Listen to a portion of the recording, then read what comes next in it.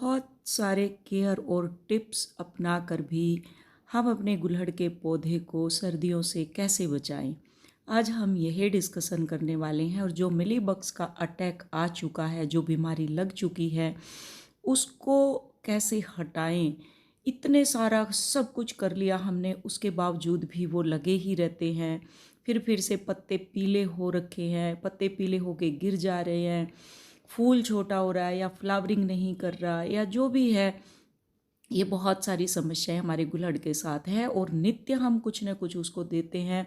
उसके बावजूद भी ये मिलीबग्स इतने ढेर है जो चिपके ही रहते हैं, जो हटने का नाम ही नहीं लेते। नमस्ते, मेरा नाम शिवानी है और मैं गुड़गांव में रहती हूँ। मैं एक अपना परिचय दूँ तो मैं एक स्पिरिचुअल हीलर के साथ साथ और प्लांटेशन का मेरे को बचपन से ही, क्योंकि मेरे फादर एक कृषि से संबंधित, मतलब हमारे जो फादर थे वो किसान थे। और बचपन से ही मैं इन्हीं में पेड़ पौधों में ही बड़ी हुई हूँ, तो मेरा इंटरेस्ट इन्हीं में एक्सपेरिमेंट करने में ही है। तो सबसे फर्स्ट ये मेरा ज़मीन में लगा हुआ गुलहड़ का पौधा हाइबिस्किस का, इसके ऊपर बहुत बुरी तरीके से मिलीबग्स ने अटैक किया हुआ है और इसके सारे पत्ते पीले होके नीचे गिर रहे हैं और टहनियों के ऊपर एकदम से बीमारी आई है ये। और गमलों में जो पौधे हैं वो पूरे स्वस्थ हैं। इसकी तरफ मेरा ध्यान नहीं गया, क्योंकि जो ज़मीन में पौधे रहते हैं उसको हम कम देखते हैं, गमले वाले को ज़्यादा देखते हैं। तो इसकी तरफ मेरा ध्यान कम गया, तो ये एकदम से बीमारी ने घेर लिया इसको। तो इसी के ट्रीटमेंट के बारे में सबसे पहले तो इन टहनियों को हमने काट देना चाहिए। जितने भी ये ख़राब हुए हैं जिसके ऊपर अटैक है, सबसे फर्स्ट उसकी कटिंग कर देनी चाहिए हमने।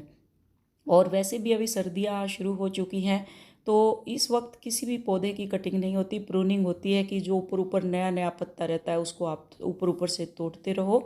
तो उससे क्या होता है, आपका गमला भर जाता है और बुशी बनता है पौधा। एक जैसे हम रेडीमेड जो लेके आते हैं पौधा, उस टाइप से वो बन जाता है और बहुत एक घना बन के एक स्ट्रोंग जिसका फाउंडेशन होता है पौधे का, वैसा बन जाता है।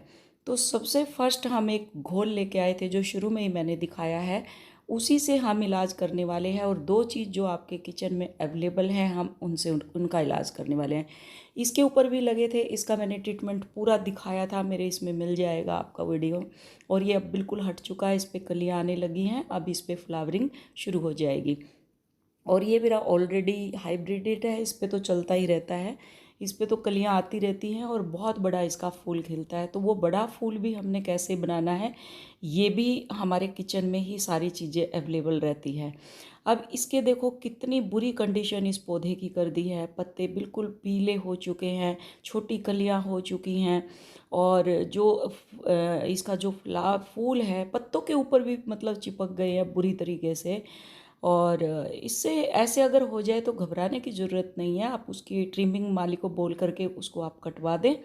और ऐसे अपने आप ही फूल छोड़ देता है ये, जैसे बीमारी लगती है। और ऐसे फूलों को हम भगवान को भी अर्पित नहीं कर सकते और ना इनका हम कुछ बना सकते हैं। नहीं तो हाइबिस्कस जो रहता है हमारा गुलहड़ का फूल, वो बहुत सारी हमारे इसकी प्रॉपर्टीज़, मेडिसिनल प्रॉपर्टीज़ हैं। जैसे इसकी चाय आप बना सकते हैं, चाय भी एक बार मैं लेके आऊँगी। इसका पावर सिरप बनता है बहुत अच्छा।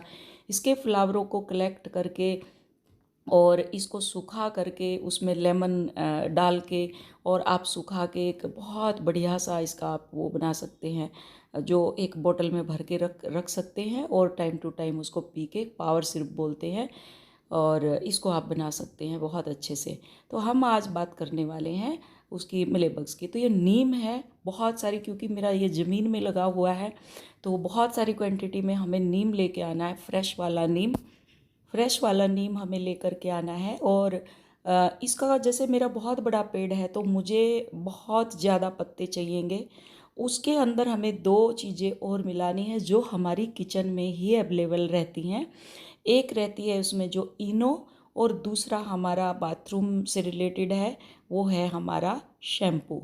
तो शैम्पू से मैं बहुत बढ़िया तरीके से इनका ट्रीटमेंट करती हूँ और बहुत जल्दी ही, और चीज़ों के अलावा बहुत जल्दी हो जाता है। अगर फिर भी आपको लगे कि कोई रिस्क नहीं लेना, तो आप नीम ऑयल के अंदर आप शैम्पू मिला सकते हैं। नीम ऑयल लेके उसमें शैम्पू मिला के और इनो मिला के आप यूज कर सकते हैं। वैसे फ्रेश पत्ते लें तो ज़्यादा बेटर रहता है।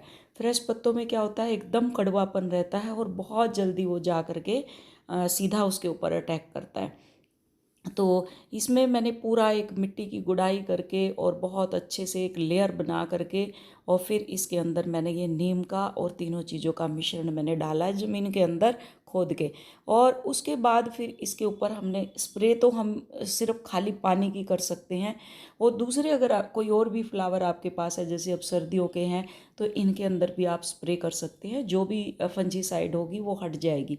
और खासकर हाइबिस्किस में इसको बहुत रिच सॉइल की ज़रूरत है और रिच खाद, हर वीक इसको फीड चाहिए हाइबिस्किस को, नहीं तो ये फ्लावरिंग नहीं करेगा।